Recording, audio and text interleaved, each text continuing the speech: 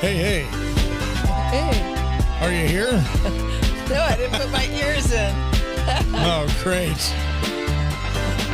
Hey, welcome. I'm Dr. G. This is Frisky Biscuit, and sitting next to me putting your ears on is... Lisa. And we are here for another episode of Frisky Biscuit, the podcast that, boy, I'll tell you what, you should have seen it before we went on the air today. We ought to be broadcasting that and screw the rest of this stuff. It's probably more interesting. Hey, guess what? What? We now can go RVing in a genuine UFO in the middle of a crater, stay all night, and live like the Martians do. Oh, cool. And I understand you're going to be talking a little bit about that today. Yes, we are. Plus a lot of other things, like from Idaho, there's some things that are very, very strange going on in the law business. We're going to talk about that. And a bunch of other stuff. So let's just get started. We're so happy you're here. By the way, please like us, even if you don't. And also subscribe, even if you're subscribed already to too many things. We don't care. Just make sure we're on your list. And also, text us. You can text us, or I suppose the proper term today for people that aren't as old as me is, what is it? Text us. Text us. Actually, you can go to our channel on YouTube, Frisky Biscuit Podcast, or you can go to our website, which has it all, frisky-biscuit.com. It has it all. It has it all. You can go to YouTube. You can buy us a cup of coffee. You can go to all the podcast channels. We're on 18 different podcast channels. And you can even buy a T-shirt if you want. They're cool. Please. Yeah. Yeah, they're actually pretty cool. Yeah. All right, so I found a bunch of really cool things to talk about today, and I thought we would start with the you state. totally walked right over the top of me, and I was going to ask you a question because I know everybody's interested in this. What? Where did you get that vest? I can't tell you. It's a secret. She's got her camping thing going on today. And It's fall. And I was just fall. going to ask you, how have you been this week, and what have you been doing? Oh, I've been so extraordinarily busy. We just got back from camping ourselves, and we are just doing the daily thing. Just living the big life. Living the dream, baby. Living the dream. This is the dream. We got a lot to talk about, so I'll shut up and let you kind of go through some of this. You caught me off guard, you know. I know.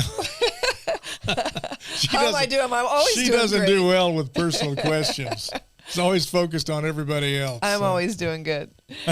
So I thought we'd talk about the state that has the worst drivers, because we're all driving out there. I mean, our podcast is really to give you guys engaging information of people that drive on the road. We're all driving, right? So what states have the worst drivers and what state have the best drivers? Okay, so this was a company called Smart Asset. Of course, smart, your asset. Smart ass. Smart ass. And so what they did is they took 4 different categories. They looked at the percentage of drivers who are insured in the state, the number of DUIs per 1,000, the fatalities of 100 million miles driven, how many fatalities. And the last I thought was really interesting. It's those that search the Google terms traffic ticket and speeding ticket. So those Great. 4, right? So that's how they came up with these best states and worst states. So let's start with the best states. And Massachusetts, Pennsylvania, New Hampshire, so East Coast. Then Of course, especially Massachusetts. Well, then there's New Jersey, Vermont, Connecticut, New York, Maine, and West Virginia. They're all on the East Coast. That's 9 out of 10. For all of you people in Boston, boy, you ought to have Purple Hearts and Medals of Honor for even surviving driving in that town. Well, yeah, the cows meander It's the only around. town I've ever seen with 3-foot streets. Well, and oh man, let's don't talk about that. I always get lost there. That's kind of where you're from, isn't it? I am, but I left when I was 6 years old, so I wasn't a very good driver. That answers everything about the driving. Yes. So that's 9 out of 10, right? They're all East Coast. Well, one of them isn't East Coast. One of them, and I don't necessarily agree with this. I guess they don't Google very much, or I guess they aren't, or many of them are insured or don't have DUIs. But they say one of the best is Utah. And our experience of going to Utah, maybe because it's a big state and there's a lot of national parks and there's not as many roads, However, you go to Salt Lake City, I think there's some of the worst drivers that I've ever encountered. It's a terrifying experience.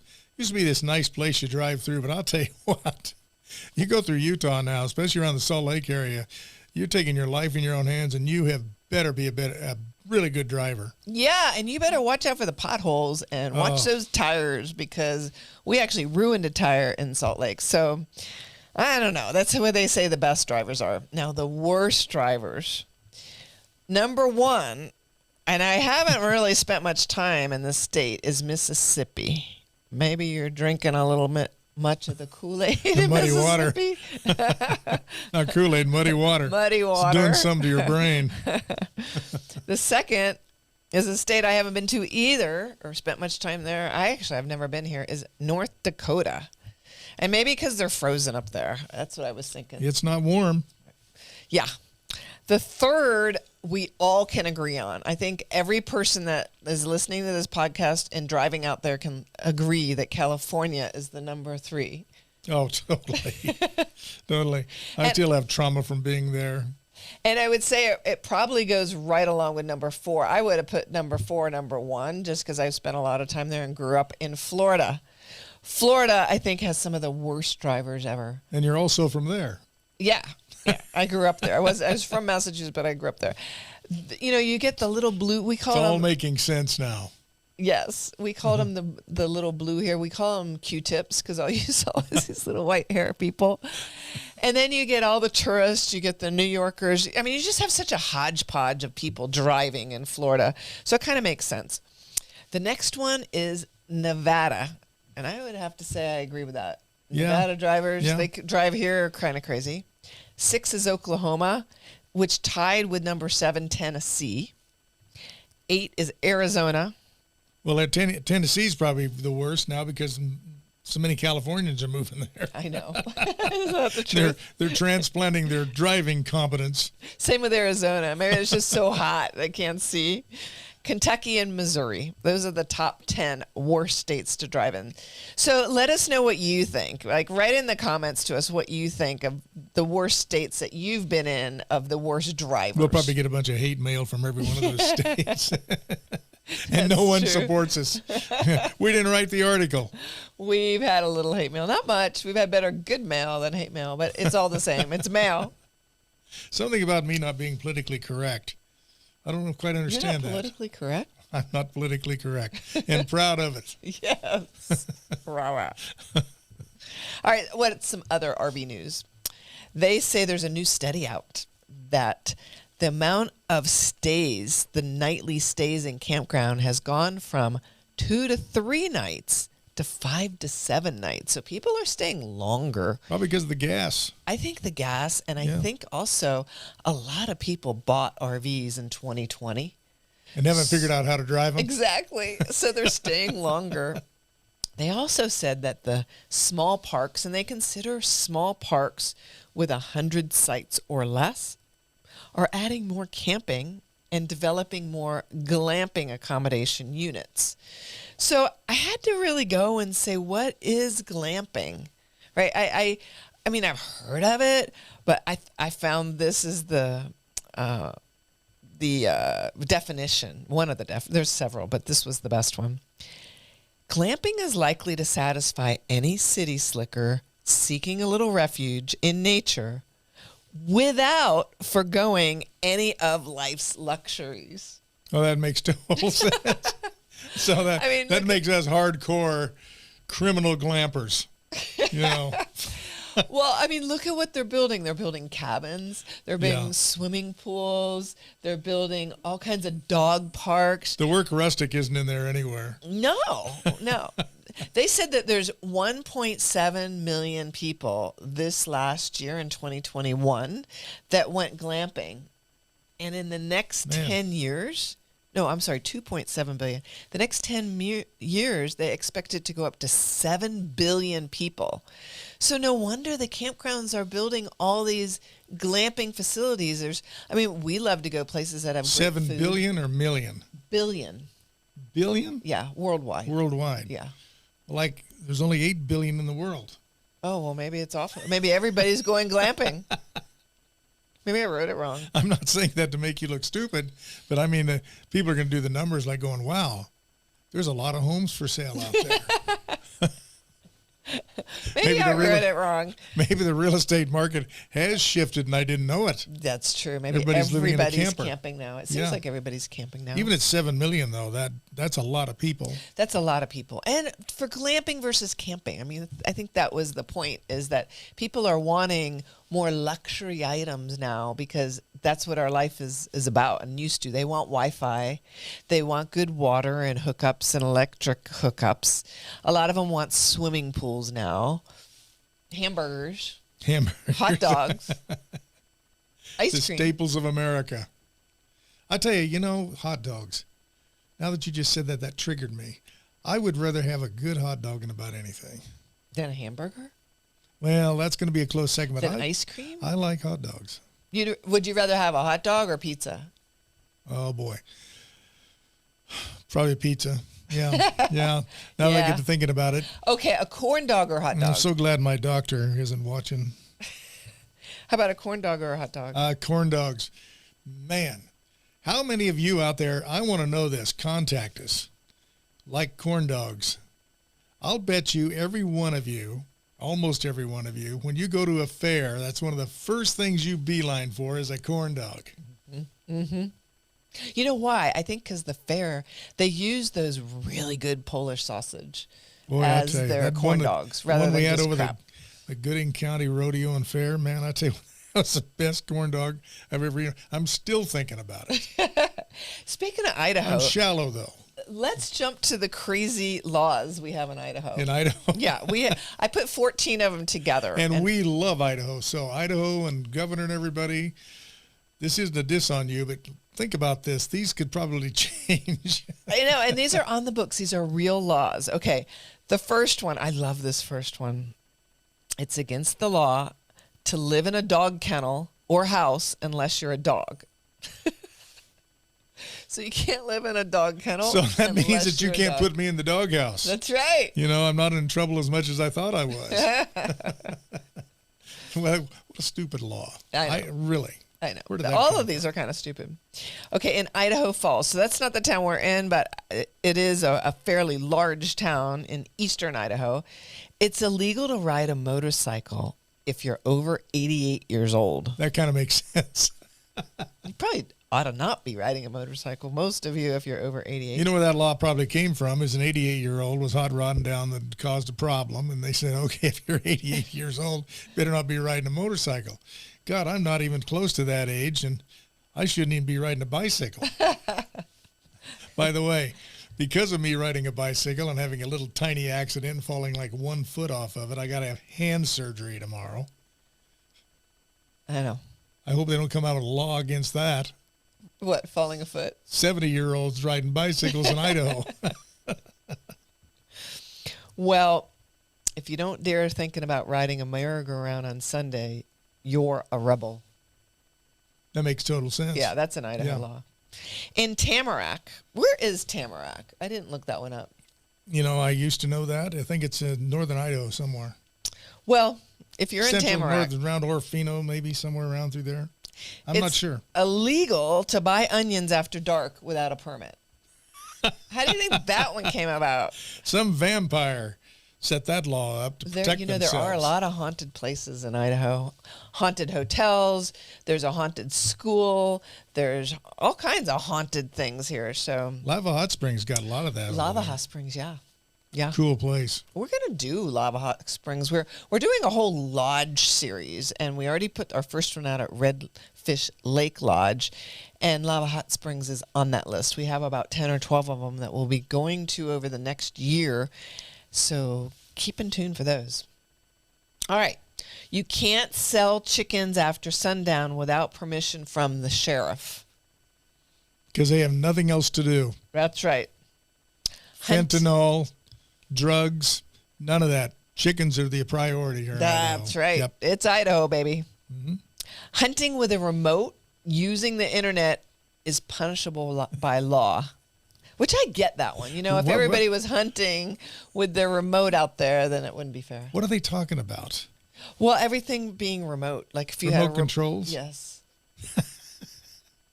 But it's also forbidden to hunt from a helicopter, whether it's in the air or not. So you can't sit on the ground in your helicopter and pretend like you're shooting at something. It's against the law to do that. That's right. That's a dangerous I thing. wonder if they actually go after these people. This is a good one. You know, Idaho, we're known for our potatoes, right? Selling an Idaho deluxe potato with rot, blemishes, or sun damage can get you sent to jail for up to 6 months. Well, I'm not guilty of any of that because I don't cook. You know. Oh, that's However, we went to the Idaho Potato Museum. In fact, we got a little bit of, might put some pictures up on our video on it. And they had a huge potato sitting out there. Yeah. Yeah. And you can get the big bakers there. And all the cool old farm equipment. It was a really good stop. Just if you're going through the area really quick. Can't even remember where it was now. Gosh. Blackfoot or Idaho Falls or something? Yeah, it was going towards eastern Idaho. Yeah. We'll have to look that It's a one cool up place. again. It sounds stupid, you know, a potato museum, but it actually was really good. So we recommend you gotta it if love you're out here. potatoes. I like the French fries. Those are potatoes. And tater tots. And tater tots. So in Pocatello, you are required by law to smile. So do not go to Pocatello without smiling. I wouldn't do well there then. And public displays of affection in Idaho are limited to under 18 minutes. So 18 minutes. You can have a child in that much time. That's right. Boy. And Eagle, okay, this makes sense because it's over near Boise, and we don't consider Boise, Idaho so much. I'm sorry. We do. Eagle, it's illegal to sweep dirt from one's house onto the street. So they must have had a lot of people doing that. I don't know how you'd prove that. That is the stupidest thing I've ever heard of. Dirt's dirt. What about a dust storm, you know? Well, but I understand Eagle. it's different. Yeah, it is a different place. I declared war on Eagle one time when I was on a radio station. That's right. Yeah, we're not going to get into And it. they're But you can still look in after the 'em. you can look in the history books. They're still after me on that. Well, and did you know that the state of Idaho forbids you from fishing off the back of a camel? Where did that come from? I mean, did somebody have camels and they did that, or they were just smoking a little too much? Or I don't know. I don't think I've ever seen a camel here in Idaho. well, before you search for another animal, it's also on the books and illegal to fish from the back of a giraffe. Boy, they have a lot of fishing laws here. And some of these I thought made a lot of sense, but now I'm starting to wonder about the Fish and Game Department. Somebody was somebody had smoking a little bit of too much camp. kabuki. Said, well, let's make a law about camels and fishing. Somebody had a camp. I didn't see one camel up there at Redfish Lake. I know. A lot of dogs, though. A lot of dogs. A lot of Okay, dogs. so according to the mayhem section of the Idaho Code, too, cannibalism is also illegal unless it's necessary to survive. That's actually a law? That's a law on the. All of these are actually laws on the books. Oh, man. So I think go look at your state if you're not in Idaho, and see what's on the books. some of these ancient laws are hilarious, I and they're know. still on the books, and they actually could arrest you for that.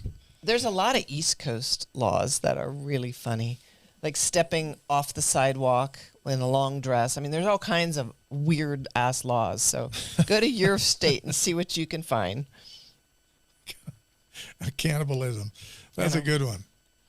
Yeah. Well, I've got some good news. If you're in Louisiana, you know, Louisiana gets hit by hurricanes, they get hit by floods, the levee broke on them.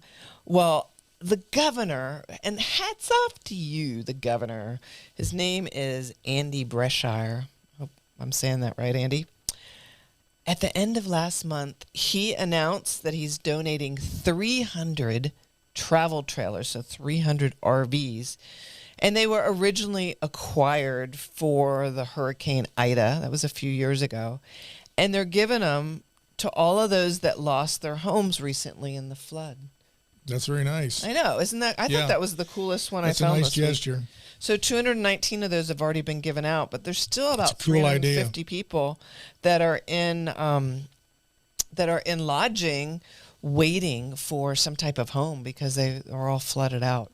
And you know, Louisiana, they're kind of used to that. They've had a lot of flooding, a lot of hurricanes over the years, but I thought that was really something for the governor, and I think we'll probably see more and more of that. So many people bought RVs and are still purchasing them since 2020. One of the things that they're doing is a lot of people, there's a place called RV Share. There's 100,000 people that have put their RVs to rent, and they're doing really well. 70% of those have paid off their RVs by renting them out. I know, I'm not smart enough to do that. I don't want anybody driving Roxy. Yeah, I know. Yeah. She rocks all over the place. Yeah, I'm kind of selfish about stuff like that. I just worry about people tearing things up, and I know how people treat rental cars. I know. But it is a good way to... But it does make sense. You know, if you're not using it, let somebody use it. They're doing that with jets and airplanes and stuff, but they have a good control mechanism to keep them healthy and safe. Yeah, about 30% of them are paying their payments every month. That's pretty good. And they said almost 70% of those people bought their RVs since 2020. So it's not people that have had RVs for a long time. It's ones that just bought them on the market. So if you want to rent out your RV, it's called RV Share. Is that like rvshare.com or something? Mm-hmm. Yeah. Good idea. And, you know, there's other places too. There's a lot of companies that are getting into this now that you can rent your RVs out. And we've seen a lot of rental RVs this summer on the road, way more. I would say 10 times more than we've ever seen. So it's good. You know, people are getting out there and utilizing the camping facilities and attempting it to see if they like it. It seems like this year we've seen more of the Cruise America RVs. That's one of the mural on it. And we saw a lot of them over in the Teton area. And before you'd see one once in a while. So that means that people are renting these now, and it is getting to be a thing. And then there's another company out, I can't remember the name, we discovered it out there, that's got the smaller vans, and we saw a lot of those. Mm-hmm. Yeah. I think they're related to VRBO, actually. I think it's part of that could company. Be. But boy, they're cool. And you just rent like a Sprinter van or even smaller, and it's set up to camp in, kind of like a Volkswagen van, little kitchenette thing in it and a bed and stuff. But that's for a small family, that's great. Just get out there. I tell you what, there are so many beautiful places in this country to see. People want to go to Europe, and I understand that. It's gorgeous. Been there.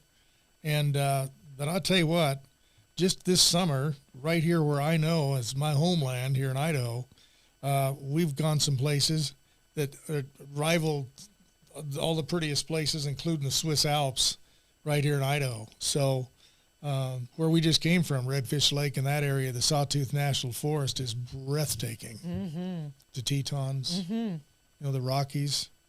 If you haven't been out here, if you're on the East Coast, you got to come out here and see this. Just do not stay. Well, you know, a lot of people in Europe go camping too. I think there's actually, percentage-wise, probably more in Europe. They have the world's largest RV show in Dusseldorf, Germany. And just to give you an idea, right now, Hershey, Pennsylvania is the largest RV show that shows off all the new RVs and what's happening in the industry is in Hershey, Pennsylvania this week. And so there's last year in 2021, there was 64,000 that, I think it was this last year. It was the largest year they had, and I suppose they probably have more this year. So say 70,000 just to round it up. Go to the Hershey, Pennsylvania show. Well, the largest RV show in Germany, in Europe, they call them caravans, of course, over there. 235,000 caravans come to that show. Well, people don't realize over in Europe, they're building some stuff that's really, really cool. Yeah. And it's more economical, believe it or not. And some of the motorhomes they're coming up with are stunning. We saw one on television that was one of the coolest things I've ever seen. It was the size of our van, but it had an upstairs with a staircase. It had all this dramatic lighting in it that was just stunningly beautiful, all leather interior. It was absolutely probably the prettiest motorhome I've ever seen. And that's the kind of stuff they're coming up with over there. Volkswagen's got their little electric van now out on the market. And so that European show dwarfs the one in Hershey. And Hershey, of course, is where they have the candy bar company that's made it so famous. But it's a huge show just by itself. It overwhelms you when you go see it. So I can't imagine one that's got 250,000 people at it. Oh, I know. And how all much those equipment they've vans got that are there, Yeah. like, how do you find yours? What I love about the European vans is they really are compact. Like ours, we tend to go bigger and bigger, kind of like our cars. There, the parking spaces are smaller, and all their roads, like all those little tiny towns, so they have to do more engineering on them. Well, the vans are building over there more similar to what we have. The Sprinter, which is the leisure travel van, which is European style. Very compact, got all the luxury stuff in it, but it's short and it's very agile. Agile is the key. Yeah, That's what and people want is agile. now is a wonderful time of year to go. Yeah. This is my favorite time of year to go camping in the fall. And, you know, there's a lot of reasons to go camping in the fall. One is the weather. It's getting cooler. There's not as many bugs. Although, you know, I found we use this thing called thermocell repellent. It's like a little green, like flat flashlight type of thing. It's a goofy looking thing. Yeah. And Maybe we can get a picture of you it got and it. put it up. We're sorry we don't have it here. We actually are going to show it to you on our video. But Tell them how it works. I don't know how it works. It's like a miracle. But this thing, it works on propane, these little propane cells, and a wafer, just a wafer, a non-toxic wafer. You put in this thing, and it looks like a remote control, and you just hit the start button and lay it on a table, and it gives you a 12 to 15 foot protected dome of anywhere you are, and you can't smell it, and mosquitoes can knock on it, and they cannot get into it. And we've taken it to some heavy mosquito areas up there on the Salmon River where we were getting eaten alive. Turn that thing on, nothing. Crickets. And so I swear by it. It's been rated as the #1 mosquito machine in the world that actually works. There's so many citronella, but it all smells. This thing doesn't smell. Yeah. It's called Thermocell. Thermocell. And you can get it Thermocell on, repellent. you know, we're not selling it. We don't do that here. Now, you can get it online. And Amazon's got them. even in the fall, especially where there's water, they say these are the top 10 cities in the fall to watch out for is Jacksonville, Florida, Jackson, Mississippi. Watch out for the drivers too there. New Orleans, Birmingham, Alabama, Philadelphia, Houston, Tulsa, Louisville, Salt Lake City, and Phoenix. And this is for mosquitoes? This is for mosquitoes in the fall. They say there's still, you know, it's the moisture, even though it's getting cooler in the weather, there's still a lot of moisture, so you still get a lot of mosquitoes. But another thing in the fall is you have less people.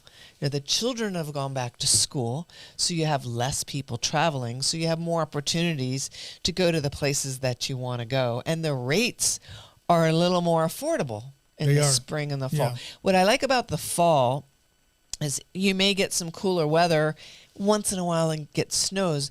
Compared to the spring, it's just so iffy. You know, some springs, winter stays a lot longer. At least in the fall, you kind of have like a extended summer in some that happened to places. us on our first big outing this year. We were all set to go, what was it, June 1st? And it was snowing where we were going. Yeah. And it's only 200 miles from here. Yeah, So, that didn't work. It didn't work out. So the spring's a little, like she said, iffy for tightly scheduling yourself, but a little bit later in the year. And these Indian summer days now here in Idaho and all over the Pacific Northwest pretty much are pretty nice. Getting cooler. Some of the bugs die off. Well, and you get the fall colors. And you don't have the crowds. Yeah, and you get the colors that are going. Also the food, right? You get the corn and the squash. It's the bread basket of the year with the peaches and the apples and the warm drinks and just all the hot chocolate and the cozy stuff. I just love that. Here we go. You grab some gloves and a jacket and a hat, and eat. And also all the crafts, all the women and men are getting into their crafts and showing them off for the winter holiday season. So just remember, check your weather before you go, drink a lot of water, because you can get dehydrated in the fall. And remember, it gets dark earlier, so you'll probably want to get to your destination or bring other light sources along with you for the fall. So I just love the fall. It's just a great time to Speaking travel. of food, I got to say this. Speaking of food, the people we mentioned last week on our podcast when we were up at Redfish, they were there at the same time we were, and we got to enjoy them. Mark and Trish of KYD, Keep Your Daydream, her cookbook would be perfect for someone. Yeah. If you don't know what the hell to cook out here on the road, this gal, I'm telling you, and we're not getting paid for this, they don't even know we're talking about them, that if you're going to be mentored by anybody, it'd be her. Yeah. She knows how to shop. Yeah. She knows how to store it.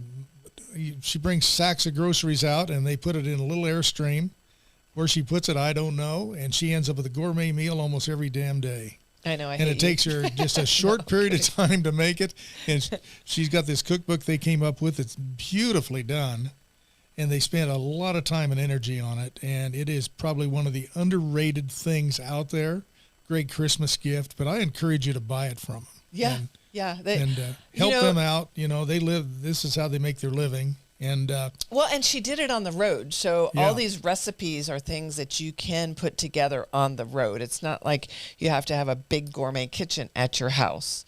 Although I think that a lot of the fifth wheels and a lot of the kitchens are gourmet kitchens now on the road. And I think a lot more people cook on the road, not just putting something in foil on the fire. But I would say definitely check out her cookbook. And it's beautiful. You did a great job on that. Yeah. So anyway. So another thing that in the fall as you're going, if there happens to be just one night stops, there's a lot of places you can stop for one night that aren't Walmart. You can stop at some of the Walmarts. However, they can be noisy and maybe they're not doing it anymore. Some of them have stopped. And are they safe?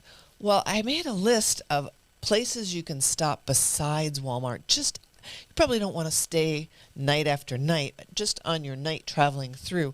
A really good one is casinos. Yeah, Almost very true. all casinos, they, of course, want you to come in and spend a little money, but you're probably going to do that anyway. Usually they have okay food, they have restrooms, and you may want to do a little gambling. But that's a really good one to stop at. They're usually pretty safe.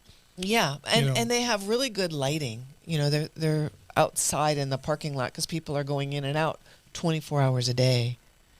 The county and city parks, there's a lot of them in the Midwest, is a wonderful place. And you can just look up the county. You can also ask your police department as you're going through where you can stay. And sometimes you can even stay at the police department. I mean, you talk about safety. Well, right here in Twin Falls, just as an example, we have a place called Rock Creek. And it's a park, and you don't even know it's there. But you go down in the area, it's about by Rock Creek, and it's set up with grass and parking places. It's a beautiful place to RV, and a lot of people don't even know about it. Yeah. But it's a city park here in Twin Falls. So if you just Google that stuff. Yeah, check with the county and city parks as you're traveling through. And we use, and it's on our website if you want to check it out, is Harvest Hosts. We love Harvest Hosts, and I think most campers that have it also do. You can stay at wineries, Apalka Farms. You get to know the local people in that area, and they're usually selling something and on their farm, or if it's a brewery. It's just a really nice last-minute place to stop to. And that's really the only price of admission is just to buy something from them. They don't even make you do it, but it's a nice thing to do because their facilities are ready for you. Some of them even have power and water. Most of them are just dry camping. But, man, the ones we've been at have been well worth the price we paid, which was nothing, and to go in and buy a soda or a Coke or a little bit of food. And they've added a lot this last year, so there's a lot more choices. They also have a golf membership, so you can, it's a little bit more than the $100 a year you'd pay for Harvest Host, that you can stay at all the golf courses. So that's another one, too. Cabela's, if you haven't heard of Cabela's, you could check those out. It's a sporting company. They usually let you stay along with the campgrounds. And a couple of podcasts back, we talked about the campgrounds. Usually $10 to $20. They always have hookups, usually a dump station, because during their county fairs, that's where the horses, that's where a lot of people that come and put up the fairs stay. So check out your county fairs and your state fairs, because there are facilities there. So you're talking about the county fairgrounds, campgrounds themselves. Yeah. That are available. Yeah. Never And thought a of lot of people aren't staying there because they don't think about it. Also, if you have an RV, one of the things we have learned is that the county fairs with these big buildings, some of them have a program to store RVs in there for the winter. And it's very, very nominal price. So check with your county fair, their fair building manager. And a lot of times that's where you can store a motorhome indoors. I suppose you have to take it out during the fair, though. Probably. Or they might have a horse eating or they out of it just or throw something. it out and sell it. Another one we talked about is BLM land. You can go to any of the websites in your area. Just check the roads out. We found that on Google Maps, is make sure the roads are passable or what you want your RV to be on. And there's not a lot of sand. Okay, the next one is, they're really getting into one-night stops. Some of them are starting to charge, but most of them don't still, are your truck stops. You know, a lot of times when they say no overnight camping, what they're really saying is no pitching a tent. Right? Because all the trucks stay there. And I would say really be quiet, because all the truckers are sleeping, and leave your slides in case you want to move fairly quickly. You'll want to leave your slides in at the truck stops. Or a truck might not see it. I know. And you'll be sleeping in the parking lot doing your slide. Literally. So one of the questions I have is, what is some of the other things that are places people could stay in order to boondock? I got to believe there's a lot of other places other than airports and truck stops and churches? things like that. What about churches? You know, the first night that we went out, we spent a night at the church. So churches are really good. That's a moment to remember. Yes. We had just bought our motorhome, and we didn't know how to start the furnace. They gave us this orientation, but it was given to us by a kid that never owned a motorhome and wasn't as complicated as ours. We couldn't figure out how to start the furnace, turn on the lights, start the generator. We didn't realize the generator had to have at least a half a tank of gas in it before it even runs, so it doesn't run you out of gas when you're out there somewhere. Anyway, and it was snowing, and it was up at Tahoe in the dark. We broke all the rules on camping. Yeah. But anyway, I would call the churches first. And, you know, another thing is shopping malls. You can call the manager of the shopping mall, because we have malls around here that we see RVs that are camping at, like D&B and some of the big box stores like Lowe's and Home Depot. Those are some places that you can stay too. We have a place here in Twin Falls, actually Idaho and part of Oregon, has these stores called D&B Supply. I know they let you boondock there. We see boondockers there all the time. So, yeah. And another place is convention centers, right? Because convention centers have I think any place, just to kind of sum it all up, that have big parking areas. You can call ahead. There's the big always thing is places. probably call and get permission. And not just do it. There's been a lot of people abuse these things, and Cracker Barrel, people like that, have stopped allowing people, even I think some Walmarts, because people have kind of abused it. So be a good citizen out there, and just because you have a camper doesn't mean you have a right to go anywhere you want. No. And, hospitals are one that I forgot to mention that are a really good source, because people are coming and going, and a lot of hospitals now are putting in RV facilities, at least a section of the parking lot. Some of them even have electricity. They do, and there's a lot of nurses and doctors that travel now and use their RV because they work out of their home area, and we have that right here in Twin Falls. So, however, before we run out of time, I think we ought to move on to one of the most interesting camping operations and opportunities that I've ever heard of. So you actually can, at the headline of our podcast today was sleep in a UFO, camp in a UFO in a real crater with real aliens. Well, I suppose in your sleep there are. They didn't guarantee you that you'd have real aliens. They did guarantee you that you can sleep 4 in this UFO. It's in the United Kingdom. It runs around 160 euro or pound per night, which they're about par right now. So it's about $160 a night. You can even bring your dog. They also have a monitor for gaming. So they have classic games of the 80s like Space Invaders and Defenders. They have a hatch that goes down. We'll put some pictures in here. So I wonder if those games are politically correct to the aliens that they stole them from. No, I don't know. And they're from the 80s, so I doubt people are going to play them much anymore. But there's real smoke. It's just go check it out. We'll put some pictures in there. It's in the UK. It would make for an interesting family picture. Absolutely. Look where we camped, Mom. Absolutely. Yeah. Sounds like a lot of fun, actually. So anyway, I think we have exhausted this little program here. And Gotti, we really appreciate all of you listening and watching and paying attention to us. And the feedback we've got, especially from Redfish Lake, was very positive. And we're going to be doing more of that. You've got your features of what is it? Retreats or not?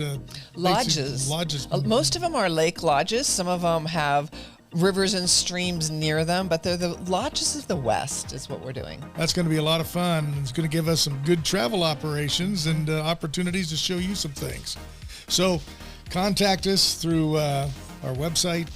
Yeah, we have an email on our website, frisky-biscuit.com. You can comment on YouTube. And if you want, let us know. We'll send you a Road Warrior sticker for your vehicle. We're starting to see them out there, so keep on Be trucking. one of our road warriors. Man, that's a claim to fame not many people have. That's right. So until next time, this is Dr. G and Lisa. Wishing you a great week. Take care of yourself. Take care of others. Be kind to everyone and be humble. You know, take care of business, but at the same time, do it the right way. And have fun. Have fun. Till next time, bye-bye. Bye-bye.